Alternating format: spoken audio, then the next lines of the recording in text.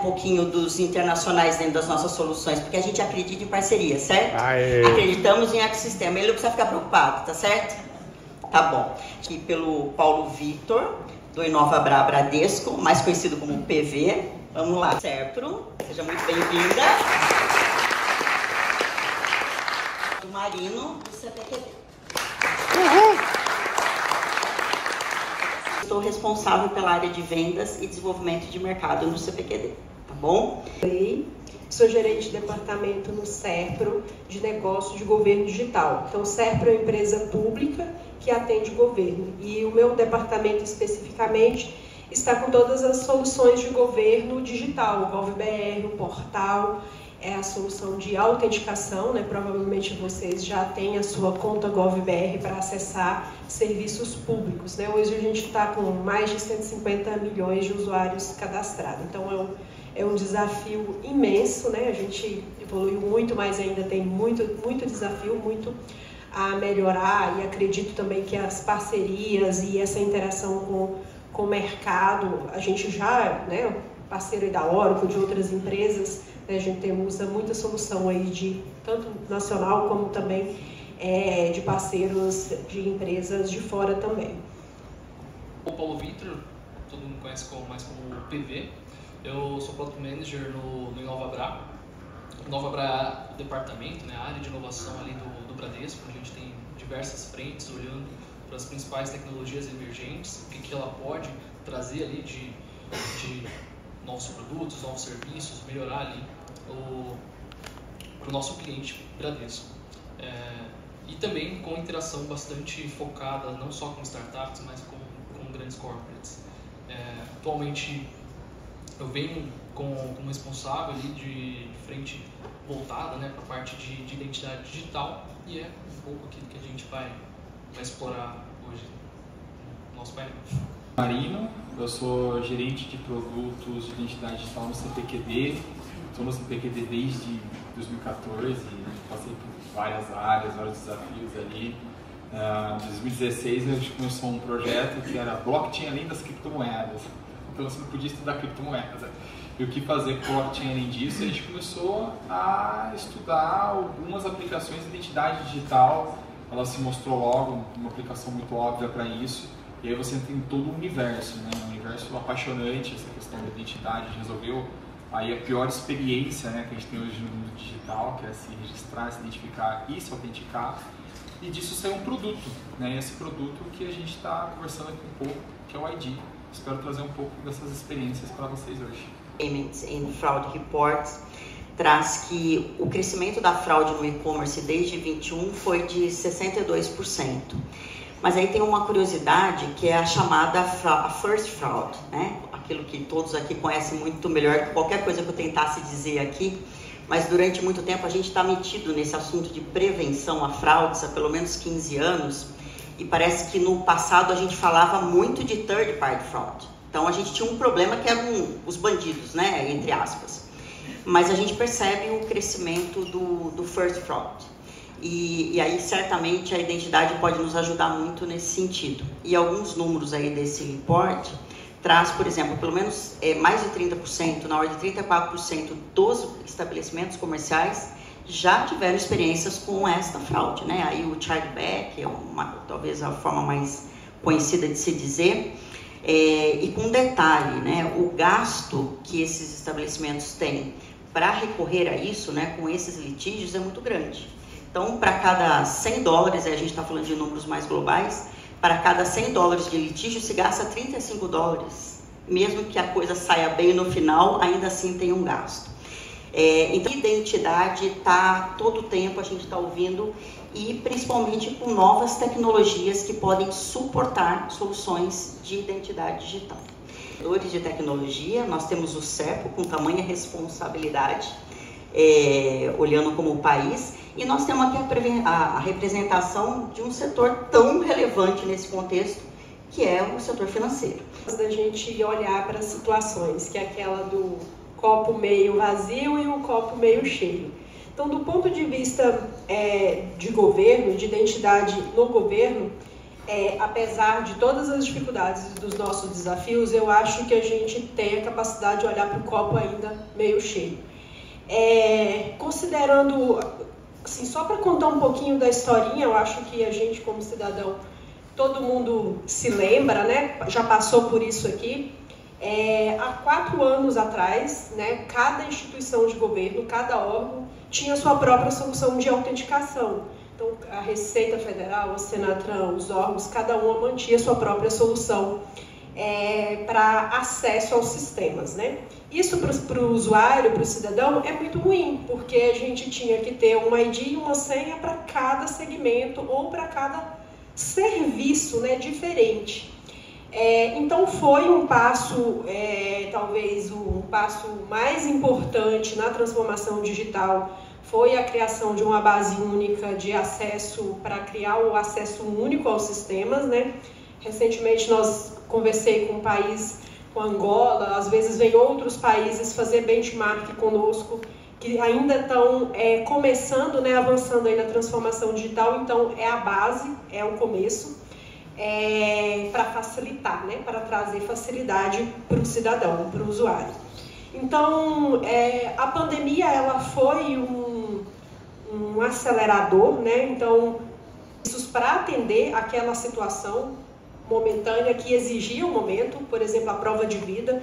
Lembro muito bem que a gente lançou o primeiro aplicativo que fazia a prova de vida para atender o público específico, que é os pensionistas do INSS, que precisava fazer a prova de vida para continuar recebendo o seu benefício e não poderiam sair de casa porque era considerado um grupo de risco. A gente lançou o MVP em tempo muito recorde. Hoje já está em outra, evoluiu, já está em outro patamar. Então, isso também foi um passo importante e, entre outros serviços que foram digitalizados, disponibilizados, né, durante e pós-pandemia, e é aquela coisa, não tem como voltar para trás, né? É para frente agora que se vai. Ele classificou o Brasil como o 2º país do mundo com mais maturidade em serviços de governo. Alguém falou muito bem aqui do Brasil. A gente tem que ter orgulho mesmo de estar numa lista positiva, né, perdendo aí para a Coreia e outros países, no 3º, acho que a Arábia Saudita, se eu não me engano, Índia, de estar entre os primeiros nesse segmento, né? Então, acesso ao serviço, digitalização, só que a gente sabe da complexidade que é quando se fala em identidade, né? Então, a gente tem, não é só um desafio técnico, né, porque não é só questão, falta tecnologia, já sabe que tem tecnologia aí que consegue toda a segurança, a rastreabilidade, né, para se ter uma identidade de fato única no país, mas tem uma questão cultural, tem uma questão dos poderes dos órgãos, né, cada estado emite seu documento, já tem uma evolução que foi a identidade única que foi lançada do ano passado para cá, né, que vai usar o número do CPF, então ainda já tem um avanço, mas ainda a gente sabe, como foi dito aqui também, você carrega aí o wallet com vários documentos digitais, a carteira de motorista, a carteira do SUS, a carteira, a conta do GovBR, o título e vários outros documentos. E a gente sabe que o que precisa não é o documento. Quem vai consumir, por exemplo, as empresas que precisam validar, ela precisa validar o dado, validar a informação, né? Então, eu também não preciso mostrar todas as minhas informações, meu nome, CPF, nome do pai, meu endereço, se aquele segmento que está precisando, de repente ela só precisa confirmar ali que sou eu, entendeu? Então, ainda existe um desafio, né? E aí, antes de vir para cá, eu até alinhei com o meu cliente, meu diretor da SGD, que a gente atende a Secretaria de Governo Digital. Então, todas as soluções GovBR, a estratégia é da Secretaria de Governo Digital. E falei para ele que estava vindo aqui e que as pessoas iam perguntar sobre o futuro, né, da identidade. E falei, então, a gente da identidade descentralizada, a identidade soberana do cidadão. Então, é um desafio, de modo que a gente consiga entregar as informações ainda mais rápidas, né, que chega-se até um pouco mais além da minimização de dados que prevê a LGPD, né, as leis de proteção de dados, mas talvez de chegar numa situação de disponibilizar, além da minimização, somente a informação de fato que as empresas, né, precisam consumir. Então, se eu vou fazer um financiamento, talvez eu não precise mostrar ali exatamente qual é o meu salário, mas se eu estou apta para poder pegar 10 mil emprestado, né, eu preciso mostrar todos os meus bens, né, um score, né, uma informação nesse sentido, entregar o atributo, a informação, não só o documento. Então, a gente entende aí, começo de 2024, agora a gente vai trabalhar fortemente nessa solução. O Serpro já tem, a gente já fez POC, já temos algumas soluções já prontas, mas eu entendo que pelo que foi apresentado aqui também e pelo que vocês já conhecem das tecnologias, eu entendo que ainda tem margem ainda para ter uma interação, uma parceria para a evolução dessa solução de identidade descentralizada, né? A identidade soberana do cidadão brasileiro, entendeu? Esse é o futuro médio aí, eu imagino que para os próximos primeiro, segundo ano aí que a gente deve estar caminhando para isso. Muito em silos, cada empresa tem ali o seu processo de cadastro, tanto no varejo quanto no financeiro, então ainda é muito fracionado, né? Você ainda tem muitas fricções ali de ter que armazenar diferentes senhas, às vezes o mesmo e-mail, né, mas com diferentes senhas. Ou senão quando você usa ali uma identidade federada, né? Então Google, Facebook, às vezes você tem essa possibilidade. Porém, o processo de onboarding, né, para se ter essas identidades, né, esses cadastros, muitas vezes eles são fracos. Então, eu acho que é um ponto de tendência, é o fortalecimento desse processo de onboarding, né, que a gente tenha pelo menos um local que tenha um processo de onboarding forte e que possa ter uma base ali para ser consultado. Porque um outro ponto também, né, que tende ali a ser uma fricção e que precisa ser trabalhado é a questão das regulamentações. Hoje, cada empresa, ali, cada processo transacional que ela executa, ela tem que ter uma série ali de armazenamento, de provas, de informações para poder comprovar ali, em caso ela seja acionada.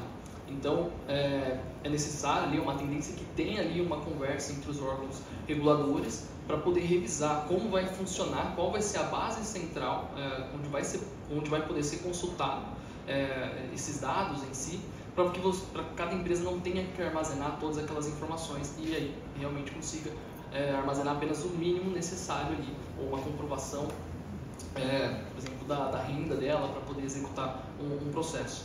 Então, esse é um dos pontos ali críticos que ainda eu acho que tem muita discussão para poder ser feita e que precisa evoluir ainda. E junto disso, né, nesse processo de onboard mais forte, a gente tem já uma implementação bem ampla, né, de biometria facial. Eu acho que é o que tem ganhado mais escala, né?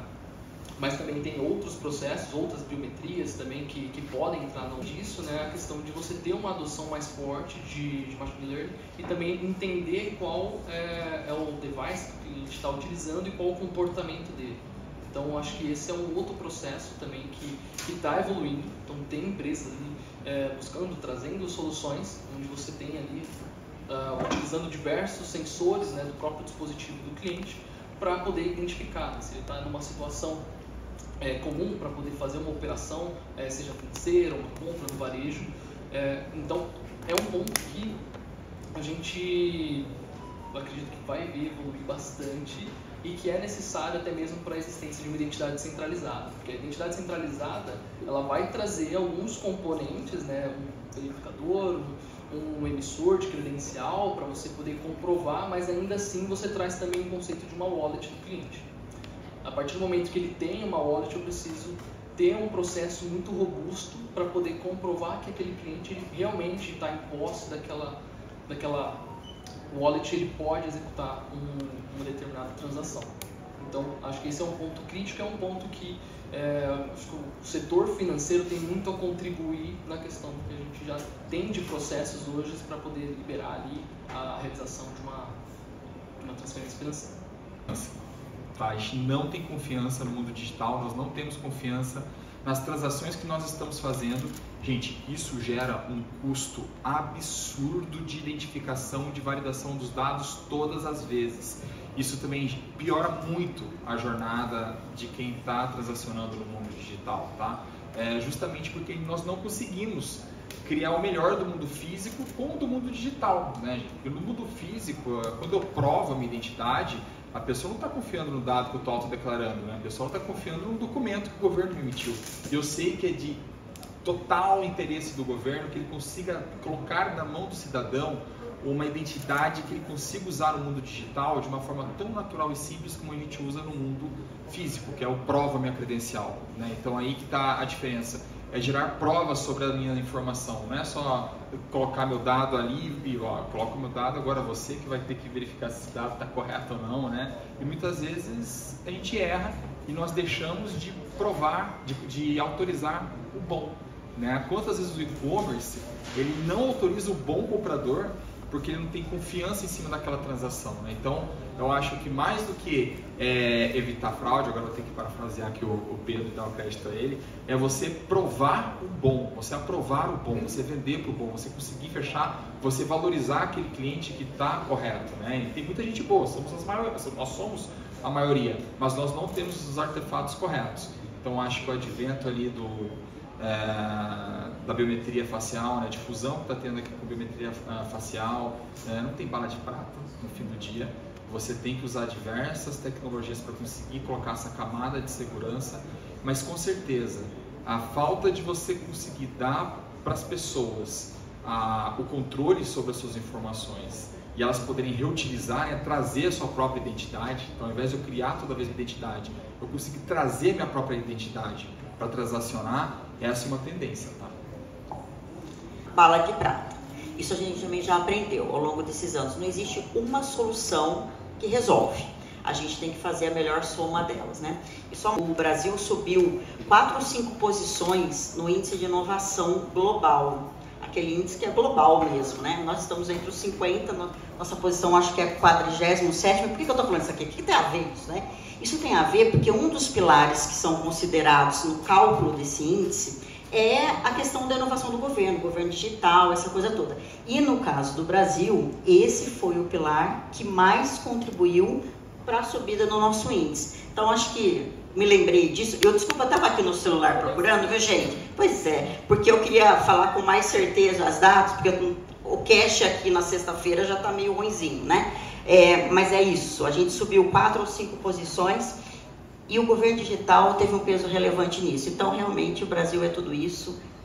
Vale a gente lembrar desse crédito do governo. Pelo menos, né? Aplicações que a gente investiu aí foi a questão de rastreabilidade e identidade digital, tá certo? A identidade digital descentralizada. E nós, né, a gente vence aí, vem vencendo barreiras, enfim. Tudo que é disruptivo leva mais tempo para começar a ser compreendido e principalmente ser usado. Mas parece que agora, né, Fernando, finalmente o tema de identidade descentralizada, se utilizando de tecnologia blockchain, parece começar a dar eco. E aqui a gente tem um case real, que é essa nossa parceria aqui, que traz de diferente. E também, na sua visão, quais são as barreiras aí que a gente está vencendo para conseguir ter aplicações de identidade centralizada com blockchain na base? O blockchain fez uma coisa muito interessante, né? Eu tenho aqui uma carteira digital, essa carteira digital ela tem um endereço ali e eu controlo a chave privada dela, eu consigo provar que eu sou o dono daquela carteira digital. Quando ele fez isso, ele já fez muito. Ele falou, então você é o dono dessa carteira digital, né? E já tinha um pessoal que estavam criando os padrões lá no W3C, com o consórcio da internet, né? É importante falar isso, teve um evento muito legal que eu fiz tempo atrás, que falaram que identidade é sobre padrões, né? E você pode escolher a sua estratégia, mas só que ela tem que ser calcada em padrões, né? Isso é sensacional e está correto, até para a questão de escalabilidade. E nesse sentido, o pessoal já estava estudando o padrão há algum tempo, mas só que eles não estavam conseguindo encontrar um repositório de confiança que não fosse mantido por uma única instituição, entendeu? E aí eles viram esse repositório do blockchain e falaram, pô, essa pode ser a camada de identidade que não foi concebida na internet, tá? Então isso assim mudou tudo, foi um grande advento o blockchain para fazer isso, né? Ele não é o único, né? A gente sabe que tem algumas soluções de identidade descentralizada que não usa a tecnologia do blockchain, mas ela tem um fit muito bom, e ela tem um fit muito bom principalmente onde a confiança ela é mais frágil. E não pode depender, por exemplo, de apenas um único fornecedor. Então, ao invés disso, você tem um ecossistema que mantém essa infraestrutura, né, em pé, e você sabe que está dependendo ali daquilo, ou eventualmente até uma própria blockchain pública mesmo, né, onde você tem ali toda uma cadeia de mineradores que mantém aquela infraestrutura em pé, né? Então, casa muito bem o uso do blockchain com a identidade descentralizada, é meio que natural o uso disso com a identidade descentralizada, né? E tem vários desafios, né? Você tem aqui a confiança para uma solução de identidade descentralizada, é justamente esse ecossistema que a gente está montando. Tá? Então você tem aqui a questão de uma instituição que ela já tem confiança do mercado, que o mercado já usa ela para verificar e para combater fraudes no varejo, que é a ClearSale, né? E que tem dados das pessoas, e ela está fazendo uma coisa interessante, ela está entregando esses dados para as pessoas e falando, usa esse dado, utiliza, ele é teu, você pode usar. Não só agora para prevenção à fraude, mas para melhorar a sua experiência no checkout, na compra de um serviço. Né? E você tem os verificadores, né? As carteiras digitais que precisam armazenar isso. Você tem os consumidores dessas credenciais, que são as instituições que estão usando essas credenciais de fato, e toda a infraestrutura tecnológica que mantém isso. E tem governança por trás, tá, gente? Não pode fazer o que quer. Quando você entra nesse ecossistema, você tem que ter ciência que quando você for usar uma prova de identidade, para que você quer essa prova? Minimização. Você não precisa, você tem que usar apenas as informações que são necessárias para a sua transação. Manter esses dados enquanto eles são necessários para você fazer a sua transação.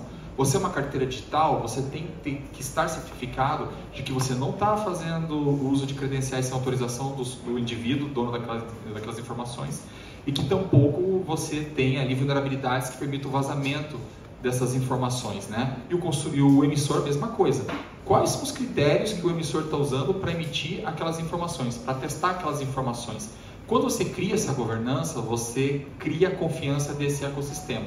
E você resolve problemas que nós temos como hoje, com o advento da pandemia, todo mundo se digitalizou, e é um problema básico, que não dá para a gente passar aqui sem falar dele, que é a quantidade de senhas e cadastros que a gente tem repetido na internet. Porque todo mundo teve que consumir serviços digitais, a quantidade ficou absurda, todo mundo está repetindo senha, essa que é a verdade, e se um lugar vazar essa informação, todos os outros estão comprometidos. Entendeu? Esse é o problema que a gente está enfrentando. E é um... pegar isso. O airline é bom. Mas é o fio. E esse é um dos principais desafios que a gente está colocando, a confiança está minada. Todos os dados de todo mundo nessa sala foram vazados. Todos os dados do cidadão brasileiro que nasceu antes de 2020 teve seus dados vazados ali. Teve esse vazamento. E agora? Já vazou. Não adianta só trocar a senha. Só os nossos dados, nossas informações não bastam, nós precisamos prová-los. Então é isso que nós estamos enfrentando, né, resolvendo com a identidade centralizada. Né?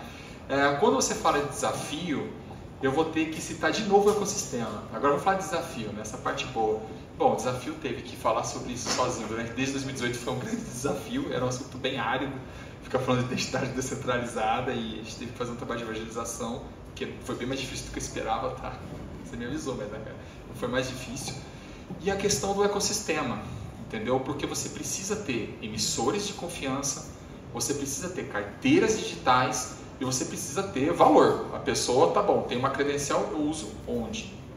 Né? O que eu faço com essa credencial? Então, a partir do momento que você começa a criar ecossistemas como esse, que você tem aqui emissores que emitem credenciais confiáveis, carteiras digitais que controlam da forma adequada e com segurança essas credenciais, e você tem onde usar essa credencial, onde hoje é ruim, né, para fazer checkout é ruim, colocar todos os meus dados é ruim, ter uma transação recusada porque cair no motor de antifraude é ruim, né? Quando você coloca essa solução, a pessoa ela vê valor, aí ela enxerga onde que ela vai colocar. mas até você conseguir montar isso, você tem aqui o problema do chicken and egg, né? O chicken and egg problem, o que vem primeiro. Então, colocar muitas organizações na mesma mesa também tem as suas entropias, e esses são os desafios que você encontra numa solução que é baseada em ecossistema. Tem a questão de jornada, cultura, é um jeito novo de se identificar, autenticar. Isso tudo traz aí um certo desafio para colocar isso no ar. Consolidar, né? Eu diria que algumas já consolidadas, né? Hoje a gente adora quando tem uma biometria de face que eu não tenho que digitar nada. Mas, de novo, não tem bala de prata. A gente precisa tirar o valor da soma desses vários tipos de identidade. E aí eu queria ouvir você aqui como, eu diria assim, quem tem a maior visão do todo, né, a partir do governo, como que você recomenda que atores, como aqui, ó, presente nesse painel, quem desenvolve tecnologia, a busca de aplicação. A gente precisa ter aplicação, a tecnologia por si só é só uma viabilizadora, né? E aqui a gente está falando de uma tremenda aplicação. É um passo importante nessa interação, essa troca de informações. Segundo, eu estava na Febaraban falando de antifraude, de segurança com o pessoal dos bancos. Então, é uma necessidade de todo, né? Não é só do governo, é interesse de todos os segmentos. Do ponto de vista de interoperabilidade, por exemplo, a gente já usa todas essas tecnologias, biometria facial, digital, comportamental, estamos olhando soluções de terceiros para poder acrescentar mais camadas de segurança no Gov. Então, isso é diário, essa análise e esse incremento aí é diário. Mas do ponto de vista de interoperabilidade, a gente vem trabalhando também numa plataforma que deve ser lançada aí em breve para disponibilização de dados para o mercado. Não só dados que exijam o consentimento, né? Então, que tenham que estar aderente com a LGPD. Facilitar. Então, o SERPRO ele não quer competir com o mercado com soluções que o mercado já entrega, né? Então, a gente tem usado muito também o modelo de parceria para trazer o mercado para dentro, para poder compor soluções junto com a gente. Não, se tiver uma ideia de alguma solução que faça sentido para entregar valor para o cidadão ou até mesmo para outras empresas, a gente tem um modelo de parceria também. E voltando a falar da plataforma, então a gente já vem trabalhando nesse conceito, já é estratégia tanto da SGD quanto do SERPRO, a gente facilitar a entrega das informações para o mercado. De forma segura, confiável e que seja devidamente o consentimento do cidadão, que é o dono do dado. E isso é para minimizar a fricção do lado do mercado. Então, por exemplo, a ideia, essa plataforma ela está pronta, está aguardando apenas ali alguns acordos ali para poder ser lançada. A ideia é que o banco ou uma empresa de aérea ou qualquer outro site de e-commerce que o usuário está lá fazendo a compra dele e precisa consultar alguma informação que está de posse de governo, a gente entrega isso para vocês consumirem no onboard e consulta, o usuário nem sabe que bateu lá numa base de governo, ele aparece a telinha ali para ele dá o consentimento e a jornada segue ali, a compra flui normal, entendeu? Então, para entrega de informações, é isso que a gente está caminhando, é isso que o governo espera entregar, proporcionar essa interação entre o governo que está com a posse do dado, o mercado que precisa consultar esse dado e o cidadão que tem interesse em entregar, porque ele está negociando com aquela empresa, né? Devidamente consentido, com a possibilidade de revogar quando necessário.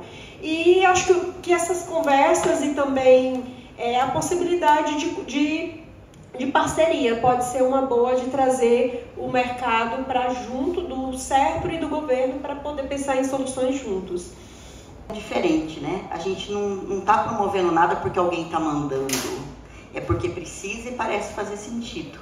Então, lembrando disso, por isso a pergunta, né? Como é que vocês estão vendo isso, o ganho disso entre diversos setores e até entre bancos? Não existe sem um ecossistema bem estruturado. O primeiro pilar, o principal, né, um dos principais, na verdade, é a tecnologia. sendo blockchain ou não, ainda assim é o pilar principal, a tecnologia, para você ter várias formas ali de conseguir criar barreiras, mas ao mesmo tempo facilitações para a pessoa conseguir se autenticar de forma que ela consiga validar, né, que ela é ela mesma em diferentes canais. Então a base da tecnologia, né, como a gente citou, biometria facial, comportamental, isso é fundamental. O setor financeiro, apesar de desenvolver algumas tecnologias, mas não é o pilar principal, né, do setor financeiro. Então a parceria em si com empresas de tecnologia é um ponto principal, tanto para o alicerce, né, para melhorar em relação à parte antifraude. A questão do governo é um outro pilar bem importante, né? Um principal é a questão da aceitação. Aceitação e até mesmo a escala, né? Se você monta algo pouco estruturado, né, que você não tem uma demanda já social, é algo mais difícil de ser implementado. Você vai muito de uma boa vontade, né? Então você não tem já direto você cria uma necessidade para o mercado, e criar necessidade para o mercado é algo complexo, de você ter uma aceitação em massa. E a identidade centralizada, para ela trazer benefícios, né, claros para o cliente, para ter uma adoção, ela precisa justamente desse suporte.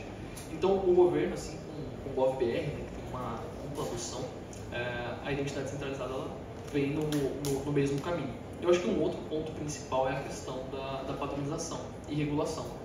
Então, a gente não consegue estruturar algo que realmente possa ser expandido ou compartilhado entre os bancos se não tiver esse pilar de regulação. Então, até mesmo, né, o que foi feito ali para que os bancos compartilhassem a questão de fraudes, que são os dados relacionados à fraude, é um ponto que veio da regulação e que precisa justamente, né, dentro de um ecossistema desse suporte para que ainda se mantenha esse compartilhamento dentro ali de uma visão de identidade centralizada, para se ter um ecossistema em que eu tenho uma identificação onde ocorreu uma fraude, por exemplo, em um determinado momento, e eu não vou demorar 7 dias para poder reportar uma fraude para os outros depois identificarem. Então eu consigo ter uma identificação de uma fraude em cascata. Então, a partir do momento que eu identifiquei, eu tenho um reporte. Se eu tenho reporte, se eu tenho esse ecossistema bem regulado, padronizado, eu consigo reportar para todos ali que naquele local, naquele CPF, houve uma fraude. Então, você já consegue criar outras barreiras para que em outros locais não aconteça a mesma fraude. E por fim, né, você tem que ter, na verdade por fim não, acho que ainda tem mais de ser, acho que a gente tem um processo muito robusto em relação ao onboarding. Então é um onboarding bem longo em si. E ter soluções, inclusive do governo, que já possibilite trazer essas informações, onde o cliente não tem que tirar uma foto ali de uma CNH, de um RG, outras fotos de outros comprovantes ali dentro do seu processo de onboarding, é uma evolução e muito importante, até mesmo não só no digital, mas também no físico, porque no físico você pode ter fraudes relacionadas a uma pessoa que vai com um clone ali de um RG, né, e um RG de outra pessoa. Então isso é algo possível, é uma fraude que ocorre em diferentes setores, financeiro, varejo. Então é um ponto importante que uma solução que já venha, né, com uma validação digital associada à biometria, que já tenha outros fatores de autenticação no momento do compartilhamento, é um ponto importante, é um ponto de um alicerce ali para você ter um ecossistema. E por fim, eu acho que o varejo também. O varejo ele tem um peso para trazer o valor para o cliente. Claro que no financeiro você tem produtos ali financeiros que são ofertados em si, e isso gera um valor também para você possibilitar que produtos financeiros sejam ofertados e concluídos ali, transações num tempo menor, porque você já tem uma confiança maior daquela identificação que você está fazendo. Mas também a questão do varejo, onde você tem ali o setor financeiro, uma transação que você faz no ambiente do varejo já tem essa validação, não somente das informações necessárias, mas também de habilitar uma transação financeira em diferentes canais. Então, eu acho que para o ecossistema existir, para trazer valor realmente para o cliente, ele tem que melhorar a experiência dele. Talvez traga uma fricção a mais num processo inicial de onboarding, mas depois que você faz o primeiro passo, os demais eles são facilitados, né? Você não vai precisar trocar de telefone em todos os locais que você tem acesso, que provavelmente você esqueceu de um. Como troquei de celular, isso é muito fácil acontecer. Ou mesma coisa, você trocar de endereço. Então, há um processo de fricção e também um não compartilhamento generalizado em si, de um dado que é atualizado, que um ecossistema pode facilitar ali a interação do cliente, é um potencial de uma identidade descentralizada. E não tendo esse ecossistema, isso também acaba sendo viabilizado. Então, acho que tem esses 4 pontos aí. Todo ecossistema. Se todas as partes não fizerem a sua parte, a gente não funciona. E aí, embora nós não tenhamos exatamente uma resolução para isso, fica muito claro na tua fala, e a gente sabe disso, a importância do papel do governo nisso tudo, né? E aí a coisa ganha escala. Na verdade, a diferença é essa, né? Nós vamos começar diversos ecossistemas, como esse que acabamos de lançar, mas quando o governo participa, a gente ganha escala, né? E todo mundo ganha.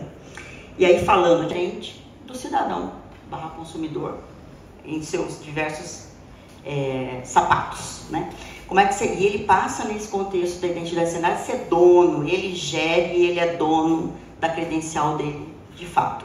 Então, para a gente fechar, inclusive com as considerações finais de cada um de vocês. Centralizada, acho que a gente tem 2 versões da identidade centralizada. Você tem um modelo, ou talvez utópico, que é um modelo talvez muito liberal. Liberal no sentido não de privar o cliente de algo, mas no sentido de que ele também está sujeito a diversos riscos. Porque a partir do momento que o cliente ele tem não só a gestão, mas ele tem a posse dos seus dados, ele está sujeito a perder esse dado, a ter que fazer todo um processo de onboard novo, uma nova solicitação, e a gente sabe o quão dor de cabeça é perder, às vezes, uma CNH, um RG para você solicitar um novo.